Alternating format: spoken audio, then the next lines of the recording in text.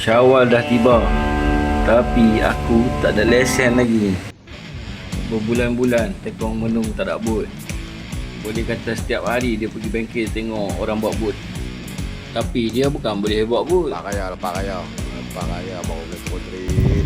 Kadang-kadang tu sekali dua aku main tengok kelaku mereka. Trip kali ni trip paling special, perasmian bot baru.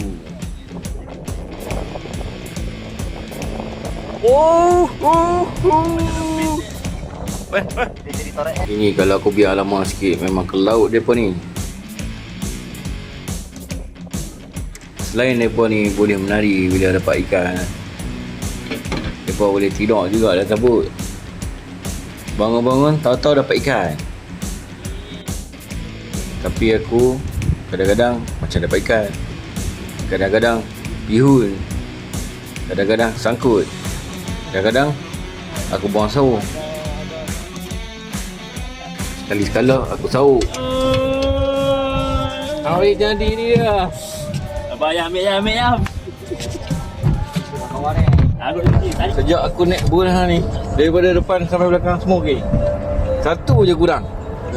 Bot ni tak nak nama ni. Aku ni nak bagi nama bot ni. Dia nak mereka dah. Mau bidak.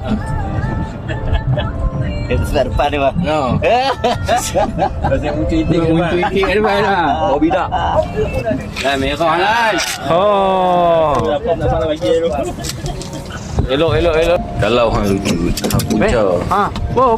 Oh, lambat beng. Bocah bang. Beng, kenapa beng? Aduh. Ayam beng. Beng. Mana ni beng? Kalau hang tunggu, tak ada pun. Hari raya.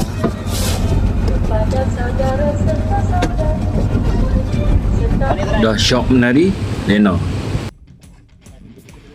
Bila bangun, tahu-tahu dapat ikan. Bodong masuk memang kena attack. Tak berhenti. Beng. Tengah kali beng. Kemenangan yang pertama.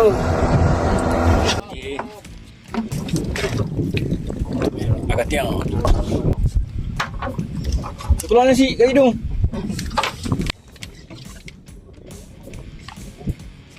Aku ni kalau sauk bukanlah pro sangat.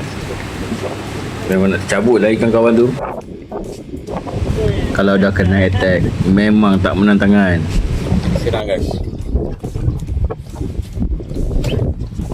Bila daripada pagi hang tak dapat ikan, masuk second half, momen ni yang paling akan ingat. Sekarang merah, angkat terus. Tengok je. 3, 4. Hampa dengar suara pun hampa dah tahu penderitaan seorang pemancing tu. Trip kali ni memang menang kat tekong. Aku boleh declare dia King of Bottom. Ikan terbanyak dan ikan terberat.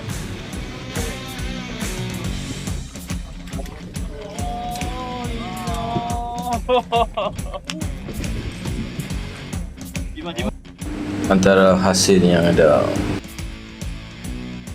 apapun trip edisi raya ni paling sempoi, aku namakan komplotan ni Karau Division.